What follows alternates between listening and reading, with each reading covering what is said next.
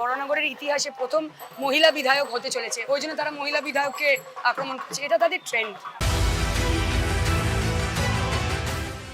জমজমাট বরাহনগরের যে by election বিধানসভা উপনির্বাচনের প্রচার, আমরা সায়ন্তিকা ব্যানার্জির প্রচারে রয়েছি। স্থানীয় পৌরপিতা আমাদের সঙ্গে রয়েছে, যার কাছে অত্যন্ত চ্যালেঞ্জ, সায়ন্তিকাকে জেতাতেই হবে। কেমন দেখছেন দাদা? আমাদের জয় নিশ্চিত। বরানগর থেকে দমদম লোকসভা কেন্দ্রের প্রার্থী অধ্যাপক সৌগত রায়কে জেতাবো, আর বরানগরের সায়ন্তিকা বন্দ্যোপাধ্যায় উপনির্বাচনের জয় নিশ্চিত, শুধু সময়ের অপেক্ষা। এত মানুষ, এত লোক, এত সারা, জোড়া ফুল, জোড়া ইভিএম, জোড়া প্রার্থী, জয় নিশ্চিত।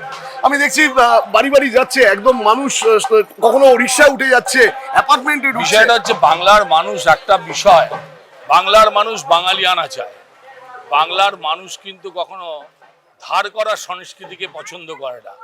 সুতরাং ভারতীয় জনতা পার্টি ওটা একটা রাজনৈতিক দল কিনা সেটা আমার সন্দেহ আছে। তার কারণ বাংলার কৃষ্টি সংস্কৃতি শিক্ষাকে বিপন্ন যারা করে তার নাম হচ্ছে ভারতীয় জনতা পার্টি। সায়ন্তিকা, সকাল সকাল বেরিয়ে পড়েছো, কখনো রিক্সায় উঠছো, কখনো ফ্ল্যাটে যাচ্ছো, কেমন লাগছে? খুব ভালো, এবং আমাদের মানে ভোট দেওয়া মানে ভোটাধিকার প্রয়োগ করব। গণতন্ত্রের এর চেয়ে ভালো উৎসব কি হতে পারে?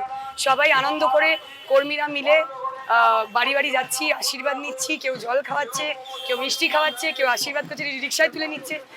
খুব ভালো লাগছে। গরমে ফিট অ্যান্ড ফিটেস্ট, রিক্সা থেকে ঝাঁপ দিলে আবার চলে যাচ্ছে অ্যাপার্টমেন্টে। এই উদ্যোগটা কোথা থেকে পাচ্ছে এত প্রখর রোদ? আসলে 2,50,000 ভোটারের কাছে আমায় যেতে হবে, সেই জন্যে মানে সময়ে মানে নদীর জলের মতো বয়ে যাচ্ছে, সময় নেই, এখন দৌড়তে হবে। আর সায়ন্তিকা, তোমার বিরুদ্ধে প্রচারে সামিল হয়েছেন সজল ঘোষ, সে তো মাঝে মাঝে তোমার নাম নিয়ে অনেক কিছু টিপ্পনি করছে, কি বলবে? সেটা ওনাদের রুচি, ওনাদের চয়েস, ওনাদের মানসিকতা। আমরা কাউকে নিয়ে ব্যক্তিগত আক্রমণ করি না। তিনি বলছেন তার দল এটাই করে থাকে, তারা ব্যক্তিগত আক্রমণই করে থাকে। আসলে তাদের দলটা মহিলা বিরোধী, তাদের দলটা বাংলা বিরোধী, সেই জন্য বারংবার আমাদের একমাত্র মহিলা মুখ্যমন্ত্রীকে তারা আক্রমণ করে। এখন বরানগরের ইতিহাসে প্রথম মহিলা বিধায়ক হতে চলেছে, ওই জন্য তারা মহিলা বিধায়ককে আক্রমণ করছে, এটা তাদের ট্রেন্ড।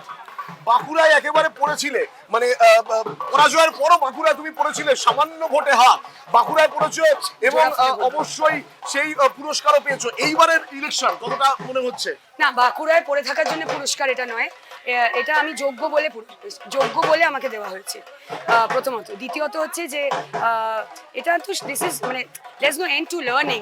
আমাদের শেখার কোনো শেষ নেই, তো শিখে যেতে হবে।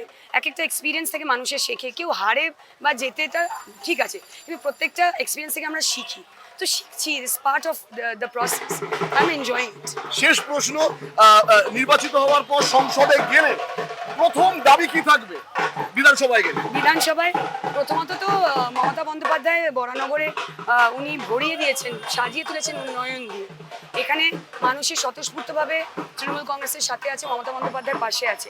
এইখানে মানুষে যেটা চাইবে আমাকে, আমি সেটাই তুলে ধরবো বিধানসভাতে। এবং মমতা বন্দ্যোপাধ্যায়, আমি নিশ্চিত যেভাবে বিগত দিনে তিনি ভরিয়ে তুলেছেন উন্নয়ন দিয়ে, আগামীতেও আমার হাত দিয়ে তিনি ভরিয়ে তুলবেন। সায়ন্তিকা, শেষ প্রশ্ন, তাপসরা এখান থেকে জেতার পর তিনি চলে যান বিজেপিতে, তাপসরা, তার জন্যই এই বাই ইলেকশন। কিছু কি অসুবিধা হচ্ছে? না, আমি বলবো না, অসুবিধা হচ্ছে না, আমি বলবো যা হয় ভালোর জন্য। বেশ, অনেক ধন্যবাদ, অনেক ধন্যবাদ।